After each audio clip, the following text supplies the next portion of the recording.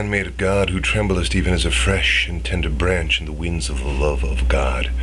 I have read thy letter, which telleth of thine abundant love, thine intense devotion, and of thy being occupied with the remembrance of thy Lord. Depend thou upon God, forsake thine own will and cling to his. Set aside thine own desires and lay hold of his, that thou mayest become an example, holy, spiritual, and of the kingdom unto his handmaids. Know thou, O handmaid, that in the sight of Baha, women are accounted the same as men, and God hath created all humankind in his own image and after his own likeness. That is, men and women alike are the revealers of his names and attributes, and from the spiritual viewpoint there is no difference between them. Whosoever draweth nearer to God, that one is the most favored, whether man or woman. How many a handmaid, ardent and devoted, hath, within the sheltering shade of Baha, proved superior to the men, and surpassed the famous of the earth. The house of justice, however, according to the explicit text of the law of God, is confined to men.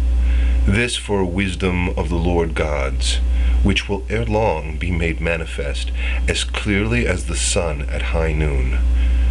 As to you, O ye other handmaids, who are enamored of the heavenly fragrances, arrange ye holy gatherings, and found ye spiritual assemblies, for these are the basis for spreading the sweet savors of God, exalting his word, uplifting the lamp of his grace, promulgating his religion, and promoting his teachings. And what bounty is there greater than this? These spiritual assemblies are aided by the Spirit of God. Their defender is Abdul-Baha. Over them he spreadeth his wings. What bounty is there greater than this? These spiritual assemblies are shining lamps in heavenly gardens, from which the fragrances of holiness are diffused over all regions, and the lights of knowledge are shed abroad over all created things. From them the spirit of life streameth in every direction. They indeed are the potent sources of the progress of man, at all times and under all conditions. What bounty is there greater than this?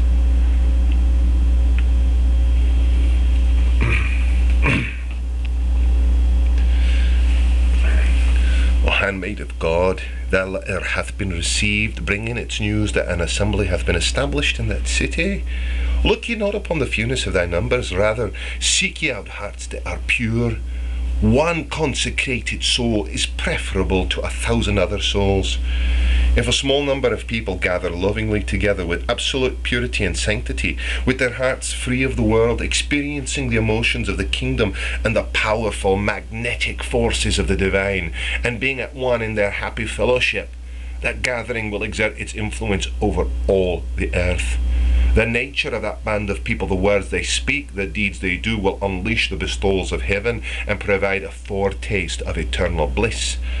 The hosts of the company on high will defend them, and the angels of the Abha paradise in continuous succession will come down to their aid.